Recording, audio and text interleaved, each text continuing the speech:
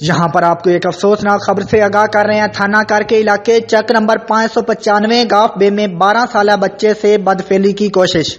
آپ کو ایک اہم خبر سے آگاہ کر رہے ہیں۔ تھانہ کار کے علاقے چک نمبر 595 گاف بے میں 12 سالہ بچے سے بدفعلی کی کوشش۔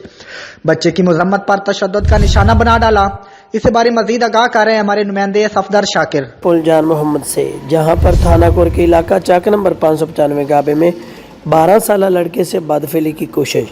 تفصیلات کے مطابق تھانہ کور کے علاقہ چک نمبر 595 گابے کے رہائشی محمد اشرف کا 12 سالہ بیٹا گھر کے سامنے کھیل رہا تھا کہ 595 گابے کا رہائشی ثناء اللہ اور افسانی والد لیاقت قوم چوڑی گھر کھیلنے کے بہانے پھسلا کر اپنے ساتھ لے گیا۔